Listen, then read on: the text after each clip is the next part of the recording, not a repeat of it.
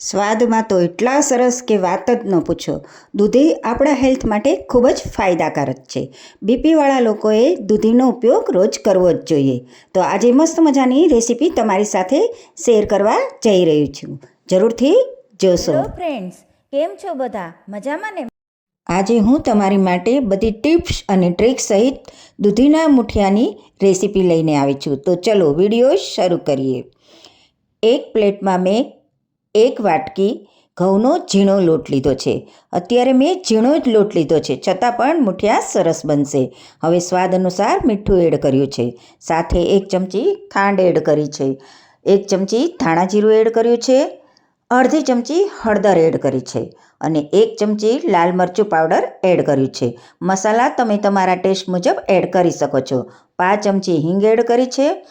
સાથે 1 ટેબલસ્પૂન જેટલું તેલ એડ કર્યું છે અને 1 ચમચી જેટલું આદું મરચાં અને લસણની પેસ્ટ એડ કરી છે. સાથે જે દૂધીને મેં ખમણીને રાખી હતી એ એડ કરી દીધી છે.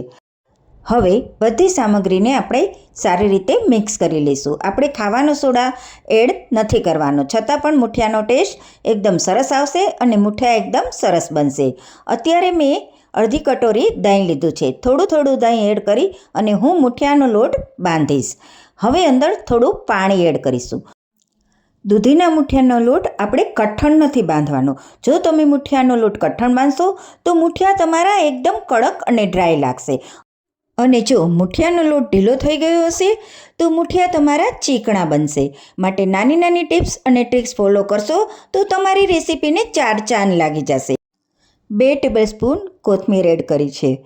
હવે મુઠિયાનો લોટ બંધાઈને સરસ તૈયાર થઈ ગયો છે. હવે આપણે એમાંથી મુઠિયા બનાવીશું. સ્ટીમરને મેં પહેલેથી જ ગરમ કરવા રાખી દીધું છે. હવે સ્ટીમરમાં આપણે મુઠિયાને રાખી દઈશું અને મીડિયમ ફ્લેમ ઉપર આપણે 15થી 20 મિનિટ સુધી મુઠિયાને સ્ટીમ કરીશું. પછી આપણે ચેક કરી લઈએ.